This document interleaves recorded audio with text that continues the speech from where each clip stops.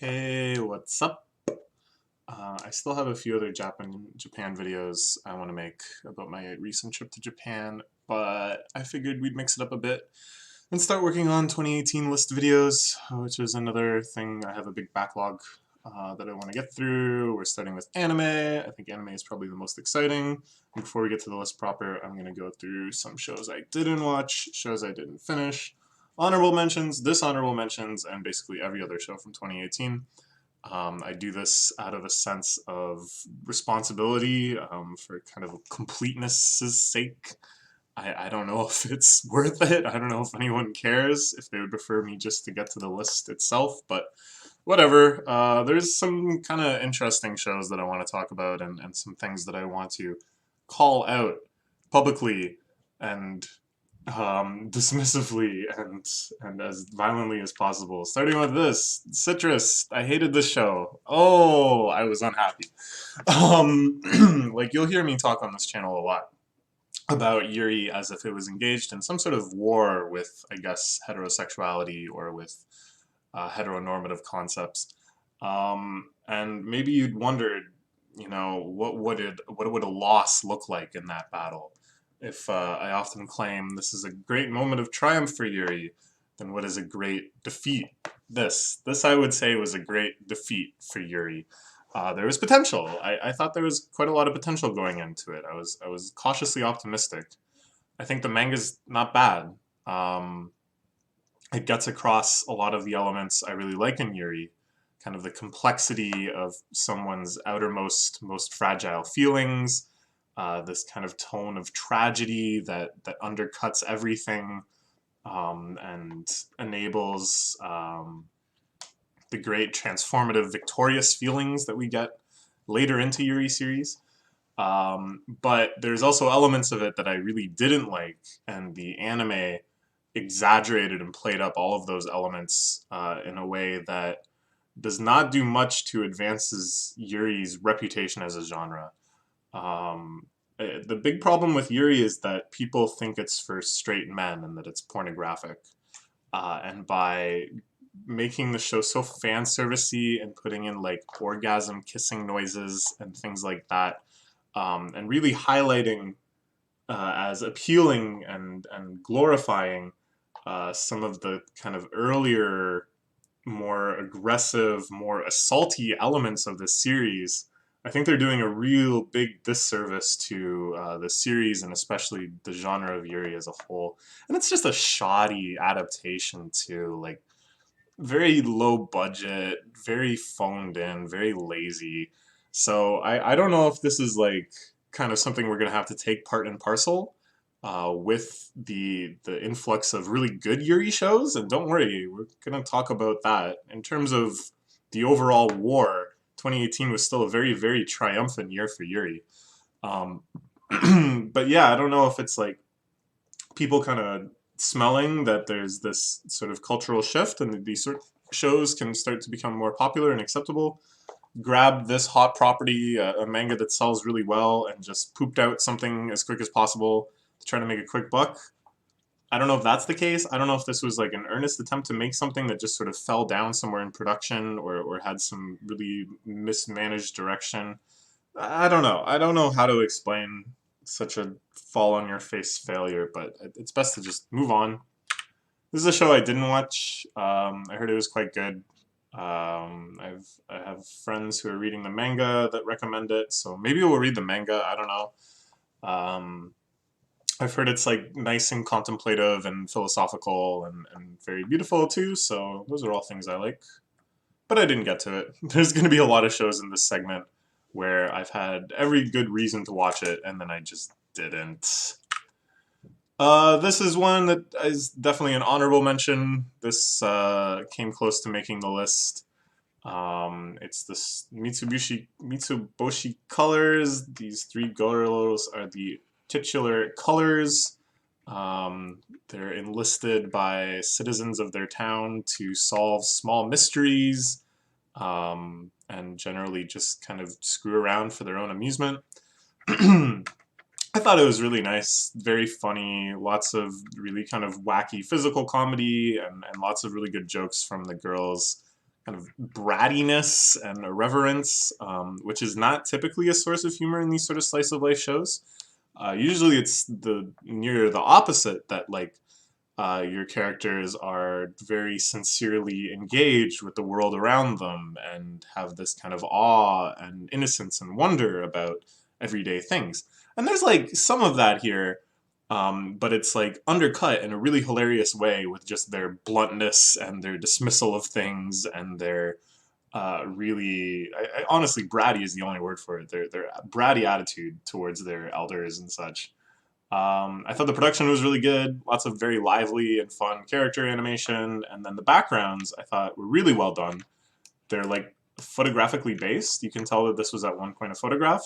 And it's a really good way for very low budget to have very rich and detailed backgrounds, which makes sense because so much of the show is about kind of exploring your setting and like this one, which just takes place in kind of a normal underground supermarket that has like butchers and fishmongers and stuff like that, turns into this really crazy dungeon sort of area where they're running around trying to find clues for this mystery. And yeah, I don't know. I liked a lot about this show. It gives me a lot of hope for the adaptation for Hitoribochi no Mao Mao Maru Maru Sekai whatever. The Bochi adaptation, which is another manga by the same artist that I think is even better. I think it has everything Mitsuboshi Colors has, plus like another layer of actual sincerity, which, although the absence of it in this show is hilarious, sometimes it does feel like missing. Like you're watching slice of life to have that nice feeling of the wonderment at the world. So I don't know. Yeah, but good though. Definitely worth a watch. Very nice. This is Ramen Daisuki Koizumi-san, about this girl, Koizumi-san, who daisuki's ramen. She loves ramen a whole lot. She probably is going to eat it 2 or 3 times per episode. I only watched 1 episode. I liked it all right. I had every reason to keep watching it. I just didn't have time. It looked like there was going to be some mostly played for laughs Yuri elements, but Yuri elements nonetheless, about a girl who kind of fawns over the titular Koizumi-san and learns about ramen kind of through her experiences with her. It really does seem like it was for ramen lovers, like really gratuitous shots of her eating the ramen and long discussions of different types of ramen and local specialties and variations and stuff. And I think all of that stuff is kind of cool. I mean, even in the first episode, they were laying it on pretty thick, so I imagine future episodes would be like almost academic in their study of ramen, which I do appreciate. But I don't know, I just prioritized other things. Seems like it would be good though. This, Takagi-san, I didn't watch because I didn't really get into this guy's manga until after it aired. Now I really like this series. I'm getting caught up on the manga, and I'm reading other manga that he does. I especially like the Forehead Ninjas. So maybe I'll go back and watch this. I heard it was quite a good adaptation, that they did the series justice. But at the time, I did not even think to watch it. Okay, this is one that is probably on a lot of people's top lists, and maybe a lot of other people hated it. It seemed like a pretty polarizing show. For me, I did like it. I think it did come close to making the list. There's a lot of very, very good things about it. I think a lot of the self-contained episodes, the ones that told a complete story within an episode, were really masterful storytelling and really showed how KyoAni is coming to kind of bring their cinematic qualities into individual episodes of their TV show. Like, what I mean by this is that before, it seemed like if they had an episode, then that episode wouldn't necessarily stand out from the series in tone or structure or kind of emotional goals. It would just sort of present the information of that episode in line with the rest of the series, or with the same sort of variation as the rest of the series has, if that makes sense. Whereas here, certain episodes felt like they were their own movies, that they were their own self-contained world, with variation in the art direction and the tone and the structure and all of those things, to really bring home that cinematic feeling. I really appreciated that. I thought those were great. I thought the simplest form of the overarching narrative, that Violet is going from client to client and writing them letters, or writing letters for them, and in doing so learns some other facet and some appeal of the idea of love. That was very enthralling to me. That was very touching. A lot of episodes made me cry. They were very emotional when it kind of got to that final lesson, that final impact that it had on Violet and the connection with her tragic past. Other major overarching story elements I thought were like really stupid and I didn't care about them. Like the fact that she used to be a soldier, I don't think really added anything. Why couldn't it be that she was just a victim of war and that maybe in like self-defense or something at one point she had killed someone and that someone who had been looking after her in the war died tragically? Something like that. As far as I can tell, that would still have all of the same emotional component, but it wouldn't have any excuse for long fight sequences and action scenes and Violet doing all sorts of bizarre and possibly athletic stuff, which I really did not feel added anything to it emotionally and was just more of a chance for KyoAni to draw like really realistic, gritty war scenes, which was impressive, but not something I had ever really wanted from KyoAni. And after I saw it, I was like, yep, I did not need to see that. Like, it had a good sense of tragedy, I suppose, because of how violent it was. That kind of really hits you deeper in a different way, but I don't know. It felt like it just kind of undermined the seriousness and the the realism of other parts of it. Um, I think probably my biggest beef with this, though, and this is more than anything the reason why I left it off this list, is that for all intents and purposes, is this not a live action show? Like, it's really, really beautifully animated. That's for sure. It's definitely some of KyoAni's finest work in terms of the sheer attention to detail and fluidity of animation and the absence of off-model phoned-in scenes, anything like that. But almost in this level of perfection, it does away with pretty much everything I associate with anime. Like, I want those exaggerated scenes. I want those diegetic breaks. I want things to just suddenly cut to like a different background and a bizarre facial expression, you know?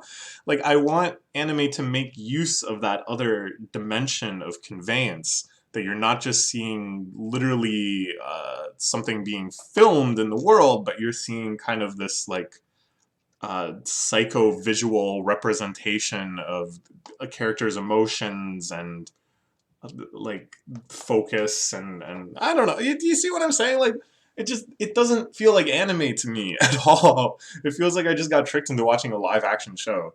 Um, so that's definitely the biggest reason that I couldn't put it on a list like this. It didn't satisfy me in the way that I need anime to satisfy me. But it's still a good show. I would recommend it more to people who just like watching television, like watching good television, than people who like watching anime. Um, Anyways, move on. I don't even want to talk about this one. All right, okay. I'll try to address this one. I'm a little embarrassed about this one. Darling in the Franxx, I was very, very hyped for it. I love Trigger. I love the kind of lineage Trigger has with Gainax.